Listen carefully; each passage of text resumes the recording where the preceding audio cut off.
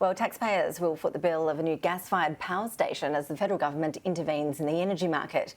It comes as the International Energy Agency has released a report saying all fossil fuel investment must stop to address the global climate crisis. I spoke to the Energy and Emissions Reductions Minister Angus Taylor from Kurri Kurri a short time ago. Minister, thank you for your time. Just as the IEA demands we stop new coal, oil and gas projects, you go and announce $600 million taxpayer dollars to build a new gas power station. How do you justify that, and is it commercially viable? It's absolutely commercially viable and it'll bring down emissions. That's the important point. Look, we're seeing record levels of investment going into solar and wind. We've got the highest level of household solar in the world, 1 in 4 houses. We've got the highest level of solar and wind investment outside of Europe, and we need to be able to firm that up to make sure that when the sun goes down we keep the lights on and we keep prices down, and that's exactly what this project is all about. It will ensure that we have that affordable, reliable energy we need when Liddell closes in 2023. We know from modelling we've done, if we don't actually replace that capacity, we'll see an immediate price increase, wholesale price increase of 30% and substantially more over time. And so it's crucial we get this into the market and we make sure that we can deliver that affordable, reliable power. And we've seen even in the last week, Ash, we've seen the Tomago smelter just down the road from here have to shut on 3 separate occasions for up to 3 hours to keep the grid going in New South Wales because part of the Liddell Power Station is shut down. So we've had a dress rehearsal. We know what happens. The prices have spiked, the wholesale prices in the last week on all 3 of those occasions. Yesterday from $41 up to $14,000. So we need this coming into the market or else we will see a repeat of those events week after week after week. The timing of the announcement's pretty convenient, isn't it? With the Upper Hunter by-election just around the corner, there are some pretty marginal federal seats around those parts as well, aren't there? Well, this is a state by-election, not federal, and this is a federal announcement. And of course, our timeline is the closure of Liddell in 2023. Federal election can't be too far off, can it? It's a critical time. Well, we said that we needed to see any private sector proposals coming forward to fill the gap when Liddell closes by the end of April.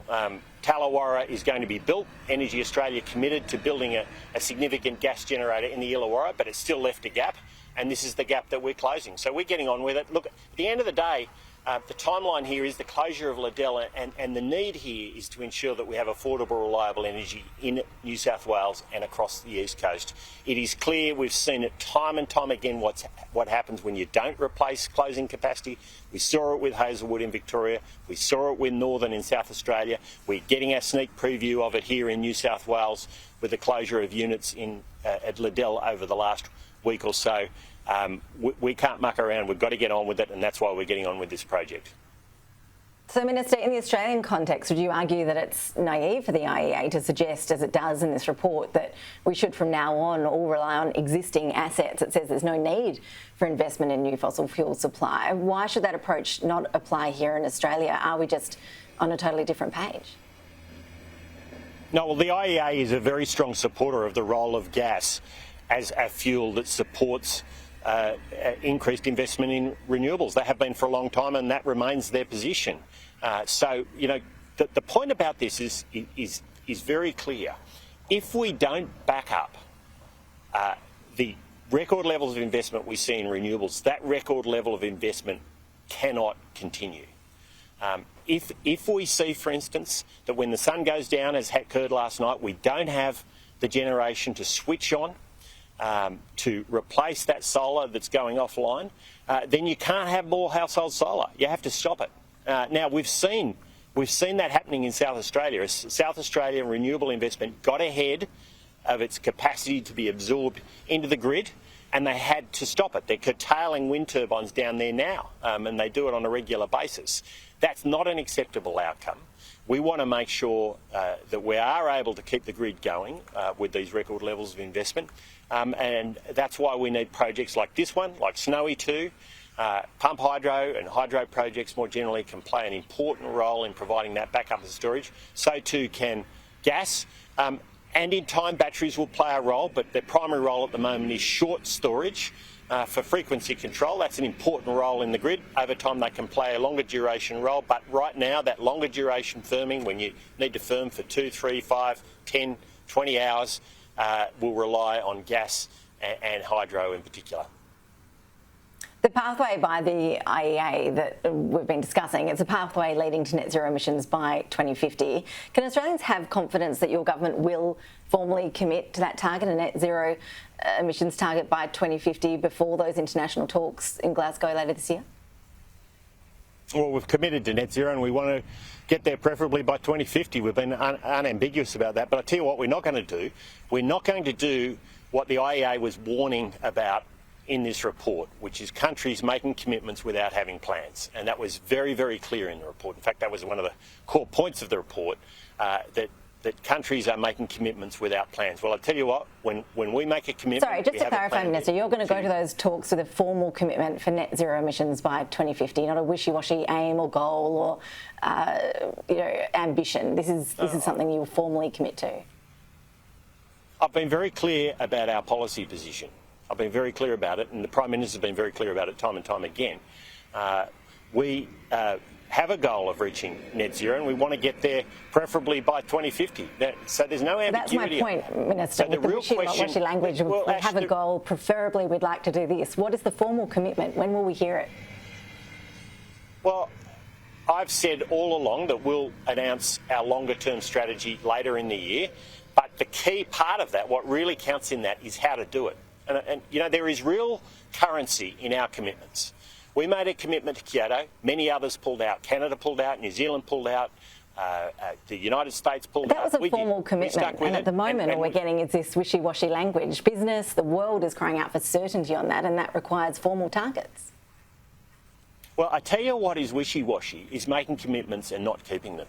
That's what's wishy-washy, Ash, and we won't do that. We make commitments. But you seem confident that we can. When you look at the Kyoto, well, look, this is what counts. Delivery is what counts. You know what? Atmospheric concentration of carbon dioxide doesn't take any notice of a commitment per se. It's outcomes that count. We make commitments that we can keep, and we deliver the outcomes. We've done it with Kyoto. For almost a year's worth of emissions, we beat it by. There's very few countries in the world that can boast that kind of outcome.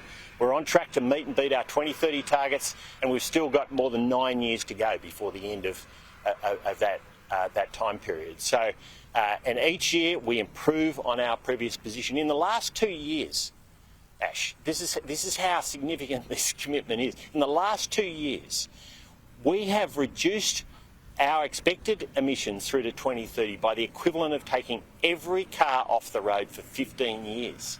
And that's the improvement we've seen. Now, we will keep improving, but we're going to do it in practical ways that don't raise the cost of energy, that don't put people out of work, that don't put the workers out down the road here at the Tomago smelter out of work because they don't have the power they need to keep the smelter going. We are absolutely committed to doing this in a way which works for affordable, reliable energy, for the jobs that it relies on, and for, of course, the ability for households to make ends meet. Energy is such an important cost, particularly for the most vulnerable households out there.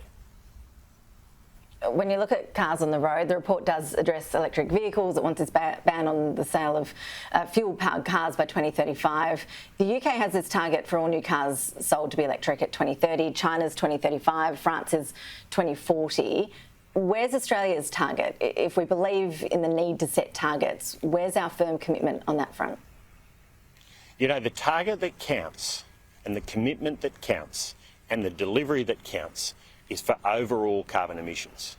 So we can get caught up in individual sectors and how much each sector is going to deliver and so on. But so the your one government that has no plans to set a target for the take-up of electric vehicles? Let me talk about electric vehicles in a moment, if you just let me finish. So the target that does count, though, and the commitment that always counts, and the outcome that counts, is overall emissions in Australia, but more importantly, globally. That's what really counts. And we're going to get there through investment in technology and getting those technologies down to parity, as we've seen is happening with solar, getting them down to the level equivalent to the higher emitting alternatives so people choose them because it's good for them. Now, we believe in customer choice. That's a fundamental belief of the Liberal and National parties, that customers know what's best for them. We want them to make those choices like they have been with household solar, because it's good for them. And that's the same with buying a car. We're not going to tell people what kind of car to buy. The Labor Party at the last election took a policy to the Australian people where they were going to tell people what kind of cars they could buy and what they couldn't, and what they were going to pay if they were buying the wrong kind of car. We're not going to do that. We do see the crucial need for government to play a role in getting the infrastructure in place to support the uptake of electric vehicles. We've committed $75 million is in the budget to just under $75 million to support that. And that's not just about electric vehicles, that's about making sure that there's uptake of hybrids, heavy vehicles, of course. We see real potential with hydrogen. So there's a range of different fuel sources that can bring down emissions. Right now, we're seeing a very rapid uptake of hybrids. That's bringing down emissions. It's actually having an important impact. Doubling of purchases of hybrid vehicles in the last 12 months alone, actually, which is an extraordinary outcome. And that's been constrained by capacity to get the cars into the market because of COVID. So there's much more uptake we're expecting from hybrid vehicles, and they have a very significant impact on emissions reduction. So those choices will be made as the technology continues to improve, and we'll support that and facilitate that. Minister Taylor, appreciate your time. Thank you so much. Thanks, Ash.